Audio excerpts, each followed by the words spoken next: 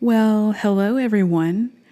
My name is CIYADH, and I'm so incredibly grateful to have you here today and to be able to share with you today. I want to, of course, say thank you so much to Larry and to Classical Gala West for hosting this amazing online event. It's so cool that we get to be here and to share and learn from each other today. So I'm just excited for that. I am going to be presenting a presentation called Presenting and Representing Diverse Communities. And in this presentation, I just wanted to give and share some thoughts and some insights really about the importance of organizational diversity and inclusivity in the arts, and especially in the guitar community. So just a little bit about me. My name, again, is CIYADH, and I run an organization called the Margins Guitar Collective.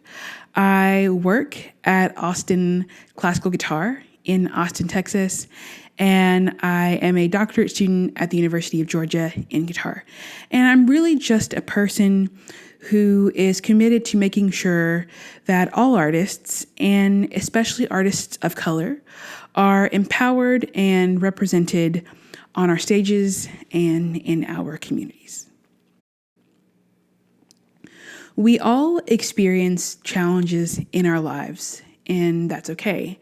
And my experience with music from the earlier part of my life was like many of us. I started playing music at a very young age, and from that age, there were moments in time where I could see myself reflected fully. I could go to a concert of someone who looked like me, and it made me believe that I too could do that one day. But as I've continued to pursue music, and especially classical music, it has become more and more difficult to see myself reflected on a concert stage or in a program booklet. And I would say that while I can't speak for everyone, I believe that this experience is not all that uncommon. So for others and myself, I have also been thinking about what might have been different had I been able to see myself reflected in the classical guitar community earlier on in my pursuit of this career. And while I can't change that, I believe that it's important to remember that our experiences are not that of others. And if we worked just a little bit harder to make sure that everyone could be and should be represented in our presentations of artists, then it could be better for everyone. I just want you to imagine what it might have been like for you to never see yourself reflected on the stage. Would you have decided to continue to pursue your current career? And sure, the answer could be yes, but we want to make sure that we're doing everything that we can to encourage and to welcome people into our communities, because we want our communities to exist long after we're in them. We live in a world that is incredibly diverse. People have varied thoughts and beliefs and opinions, and their lived experiences are also different. And it's important to be aware and understand people. And I think that ultimately helps to make the world a more accepting and a more inviting place for all of us to live. We all benefit from diversity. We all benefit from creating open and accepting and inviting spaces in our communities.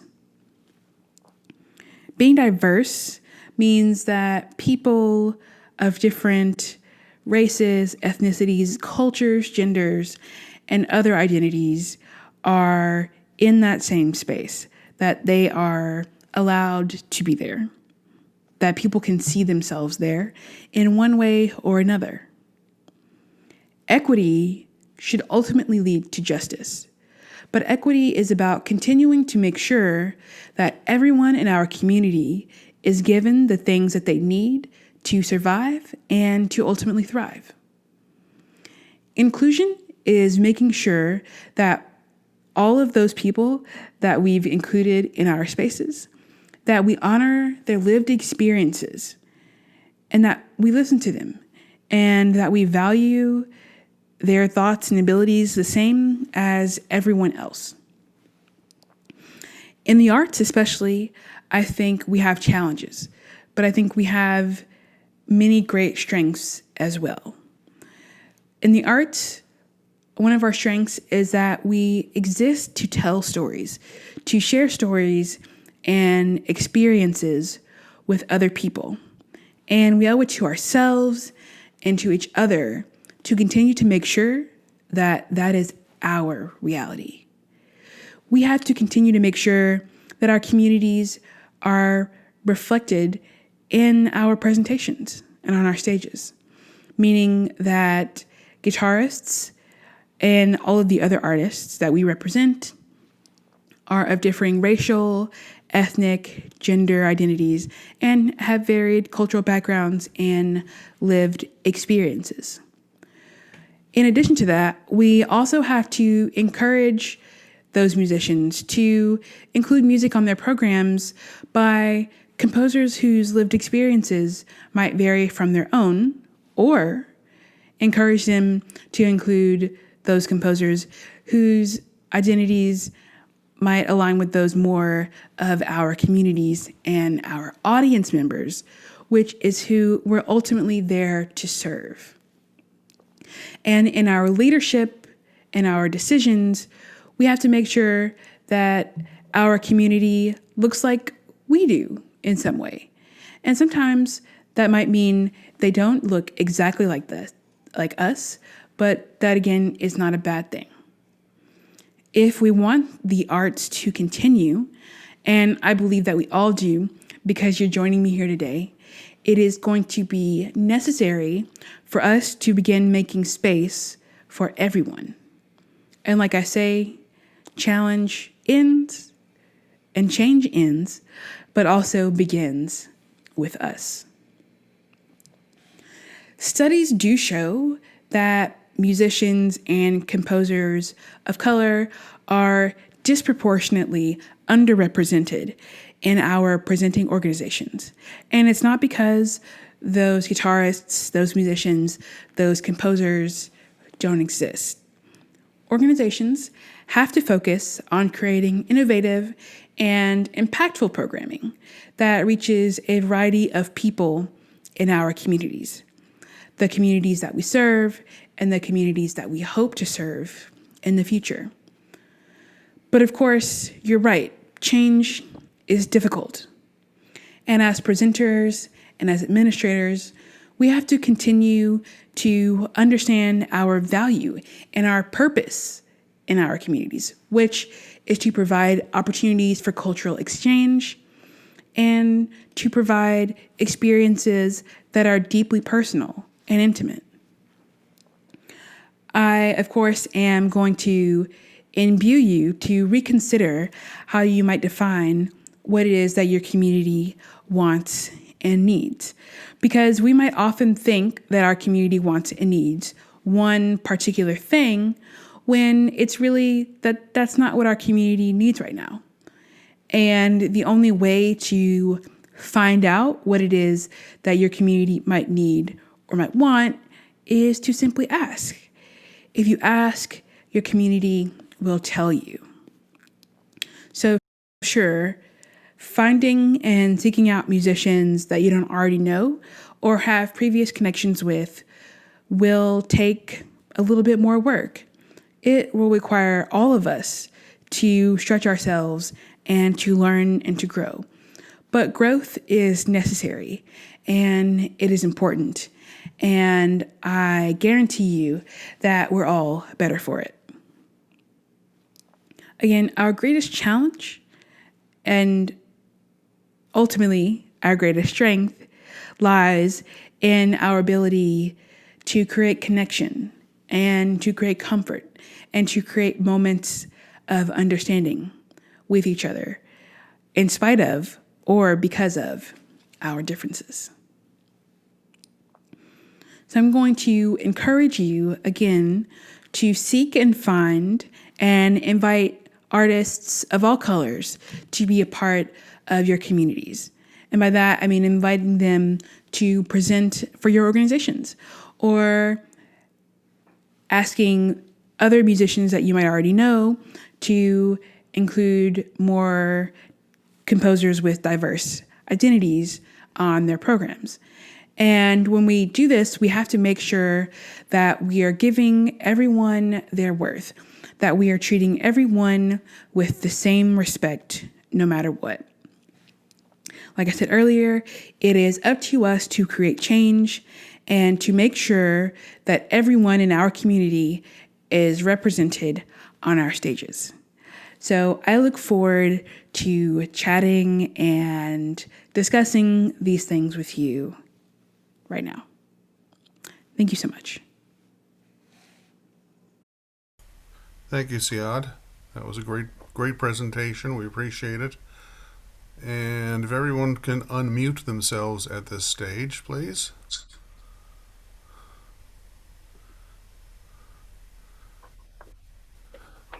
So at this point, we are recording the discussion here. We already have the videos recorded, so that seemed a little redundant.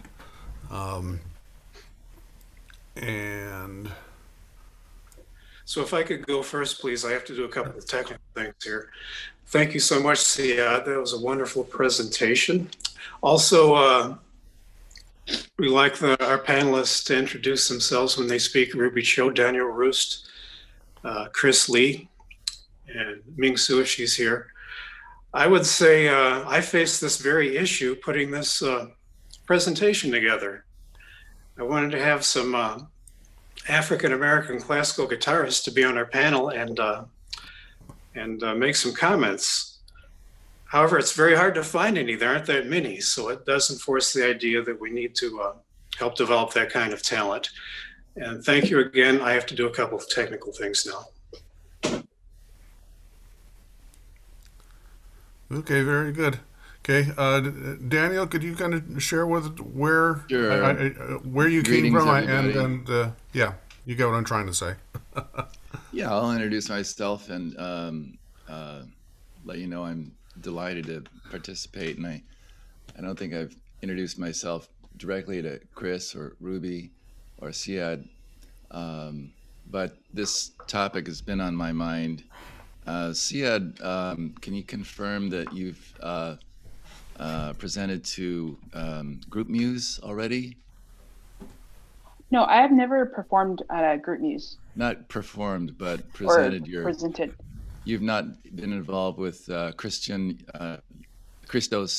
Vayenos? No. Oh, well, we'll have to get you two together. So Group Muse is a presenting platform that was based on house concerts of classical music. And I participated in a few over the summer and in September. My duet partner and I did 2 live stream YouTube concerts and overcame this COVID era barrier to access to the arts. So people were able to safely consume content socially distanced because they're at home, and it was live streamed on YouTube. But my general reaction to your presentation, CIYADH, is absolutely positive and in agreement.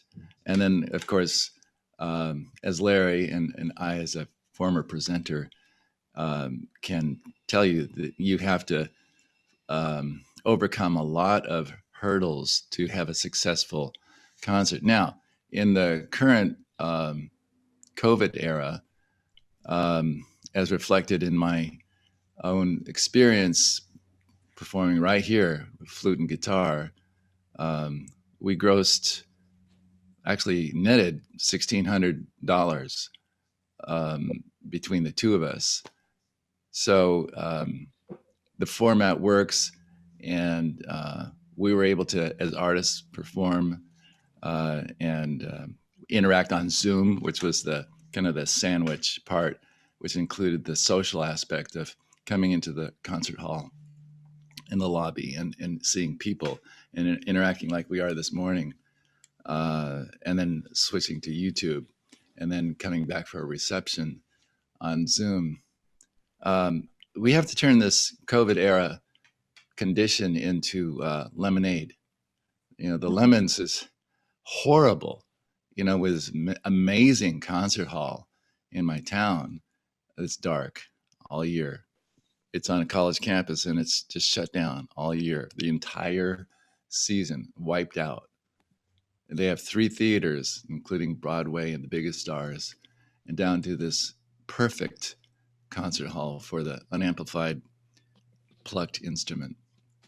But with regard to your points of inclusion, CIYADH, of course, and this ties in with, we can leverage what we're all forced to do to adapt to COVID, and that is take advantage of this. For example, none of us had to leave the house this morning to see you.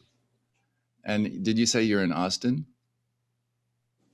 Yes, I'm in Austin. You're Austin, Georgia. Okay. Mm-hmm. Isn't that wonderful that we can do this? Yeah, it's so cool. Yeah. Yeah. We're talking in real time, like we're on the phone. I see your face. I see your body language, your face and your eyes and you mine. It's almost like we're here. It's 2D. But really, we have to find how to adapt to this very, very, very, very challenging new era. And with regard to we're all in agreement of the benefits of diversity and creating spaces open to people of diverse backgrounds, races, genders, etc. Now we have that ability via the internet. And as demonstrated by my 2 recent group muse experiences, it works. In the post-COVID era coming, we'll have to find that blend. Tomorrow I'm going to give a backyard concert for a family. I'll make $100. It'll be socially distanced, and it's a supply and demand equation that balances out with all parties happy. So I'm taking a substantial amount of time here. I'm going to let someone else talk. Thank you, How about Daniel. you? Yeah, we have another person joining us now. I think this is Ming Su. Not entirely positive, but we'll find out momentarily.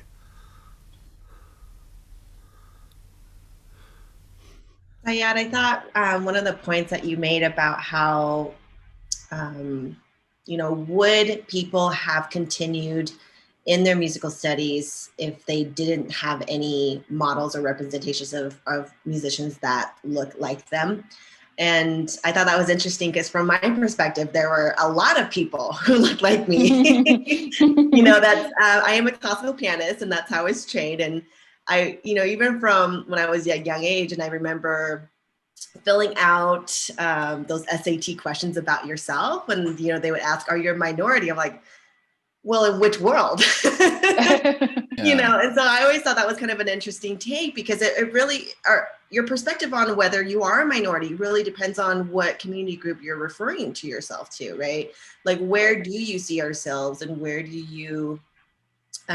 you spending your time and finding your tribe to support what it is that you're doing, right? And so in that sense, in the classical piano world, then I was actually, rather than, I knew what, I could see what a lot of artists were doing, but then my challenge turned into, well, what can I do differently, right? What is it about me that, like, how do I, separate myself and make myself stand out, and that I have my own voice amongst a sea of classical pianists who look very similar to me, right? So it's interesting that we have these different challenges, and depending on where our perspective is and who we are around. So I thought that was an interesting point.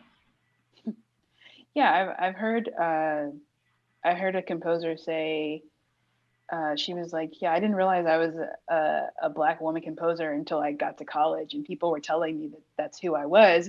But in my everyday life, like, everybody was Black, and there were many composers and people who wrote music, and that was just my world. So it really does depend on your context and where you are and where you grow up. It's just always interesting to think about.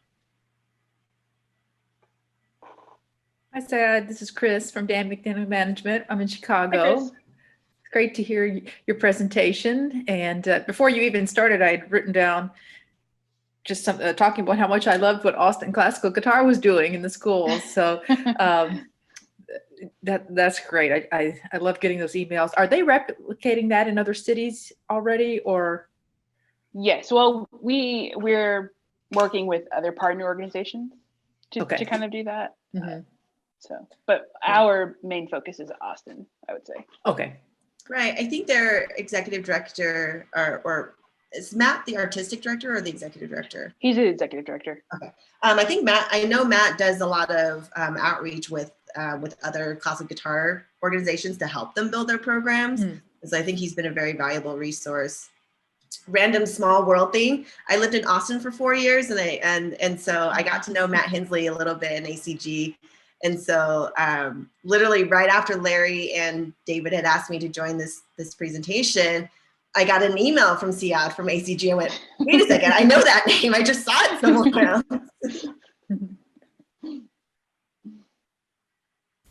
Yeah, it's funny how the small world we live in operates, and just lots and lots of connections. John Yerby, who's the former president of Utah Classic Guitar, that's the group I'm associated with here in Salt Lake City, he went to school in Austin and knows Matt Hensley and knows a lot of the Austin guitar people very well. So it's very much a microscope world that we're all inhabiting.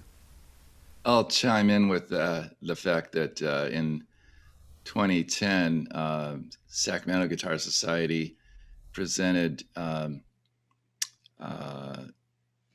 Matt Hensley in a Classical Guitar Society's roundtable. We had 30 people from California to Canada come together and listen to Matt talk about how to build your guitar society. And, I asked him to address issues from not just large urban centers, but from the rural areas as well. How do you get artists and audiences together? It was very successful, and I'd vote for him for president. I think he's just the most amazing individual as an artist. Tell him you said that. Yeah. 2024 is coming. All he has to do is throw his hat in the ring.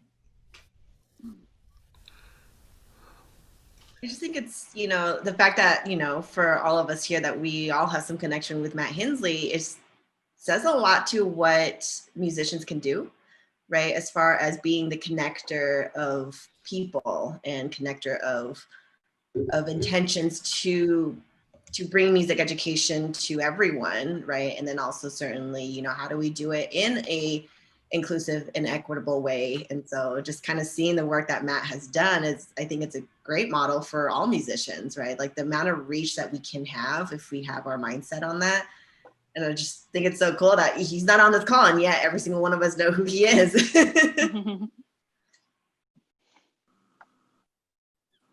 Well, it's a complicated, multi-layered issue, and CIYADH, getting back to your presentation, we're in agreement, and the question is how? How do you make artists and audiences connect and facilitate that, it takes money. And where's that money coming from? So it's wonderful to hear the good news of arts agencies and foundations sponsoring events such as today. But as a presenter, I can tell you that it's like nonprofit work. Literally, there's it's a labor of love, and there's a life cycle well documented to arts organizations that there's that initial push and rise and enthusiasm and success, and then a burnout. And I personally have retired, after many, many, many, many wonderful experiences. But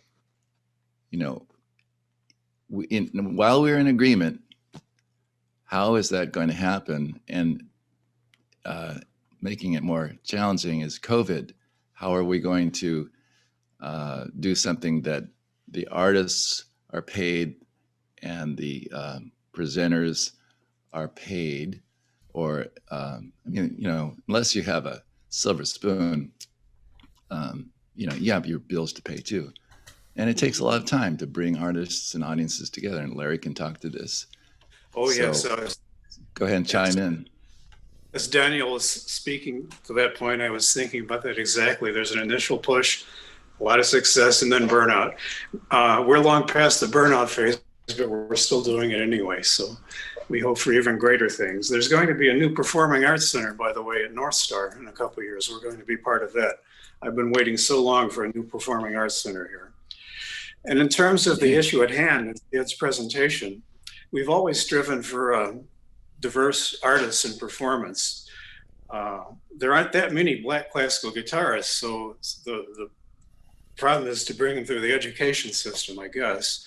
We presented Celso Machado, who's African Brazilian artist, lives in Canada. That was one of the best presentations we ever had. That guy is amazing. And we presented Duo SF. Those are the only two African-American acts we've presented. And if there were more, we'd certainly look for them. Yeah, I would say there are lots of challenges, coming up through education. It's making sure that our students feel as though they're welcomed to be there and that they're celebrated, and that there will be future opportunities for them when they are ready to go into the professional world. Because I have many colleagues of all colors and genders who got to the end of music school and they decided that they were not going to do music anymore because they didn't feel as though there was a career for them to go into. And I think that's part of it. And then I work in an arts organization in fundraising, and at ACG, and I would say that it's about connecting our donors and our supporters to our community and helping them to understand what it does for our community when they support our work, and continuing to show them like the benefits of their support in some kind of way. I think a lot of times we end up treating donors differently because of the amount of support that they can give. And it's really less about that and really showing them that, hey, you can do good. There is wealth to be spread to everyone. Let's share. Let's figure out how to make this world a better place for everyone. So that's kind of what I believe to be is how more arts organizations can do that. And I think with the guitar, we have a tendency to think that people will just show up to our concerts if we sit down to play. And that's not how any arts works. We know that, right? Like we have to be like human, and we have to have connection, and we have to be vulnerable, and we have to talk to people. And that's a big thing too. I learned that after a concert, I should talk to the people who came to see me, because they came to see me. They took time out of their days, out of their lives. They paid, all of that stuff is really important. So. Okay. I loved what Ruby said. It was marvelous. You said in filling out your SAT application, are you a minority? Yeah. Well, in what context? And now in the year 2020, that's ever changing and expansive. Like you may to one group, say someone in Idaho, appear to be a minority, but if you went somewhere else, you would not. And the same is for me. CIYADH, you mentioned your colleagues and your fellow students getting out of college and kind of opting out of a musical career. That doesn't happen. I'm an older white male. It artists in general coming through the arts, there's a huge pendulum shift when they promptly fail because college didn't prepare them for being able to sustain themselves in a vocational way. It was more ivory tower, and the real world, you need to go out and teach and set up a studio and get gigs and all that. So many people who look like me were excellent classical guitarists and couldn't make it. So well, it's a rare, if I may interject, and then we need to go to CIYADH's wonderful video that's coming up. Oh, sure. We're missing these lectures with some musical interludes too, which I think we'll all enjoy. Give us a break from talking. Thank you, Daniel, though. Very excellent, cogent points. Just as kind of a joke, I wonder though, it's a rare person of any background that really wants in their heart to be a classical guitarist. And if I were a kid with a different background, I might look at it as saying, oh, do I want to make a lot of money being a rap artist or do I want to go into classical guitar? It'd be an interesting choice, but we need more classical guitarists for sure. I'm going to turn it over to David now. Okay. Just one thing I wanted to mention in conjunction with what Daniel was talking about. On Thursday, Zoom announced that they are putting out a monetized sub program of Zoom where you will be able to charge admission to events. Oh. And that just got announced on Thursday. They're rolling out the beta version sometime before the end of the year with the plan to have the fully in place version early 2021. And that will then allow people to monetize, events like this or concerts or such. Related to group muse, I've signed up for that as an audience, not as a performer. God save us all. And we're in a situation where I've attended several of their events. Really good performing. They have, as we had this morning, technical issues, so that's one of the problems, is that the whole technical bandwidth thing gets to be a little problematic. Anyway, without further ado, I'm going to go ahead and cue up CIYADH's recital. So, again, if everyone would kindly mute yourselves, and we'll get this going momentarily.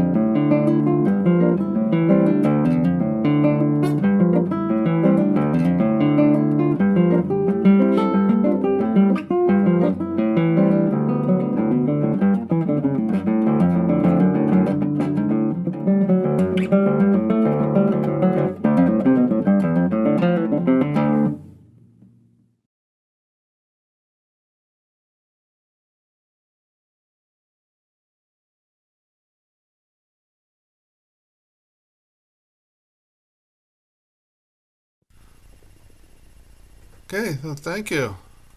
Thank you.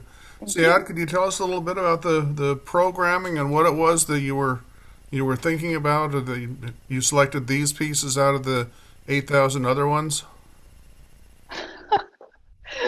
So for a while, I've been kind of obsessed with this idea of playing a program of only preludes, and I'm not really sure why, but I think there's something really beautiful about the beginning of a set of works, and preludes are typically that. And so um, some of these are not part of larger works, but they're preludes anyway.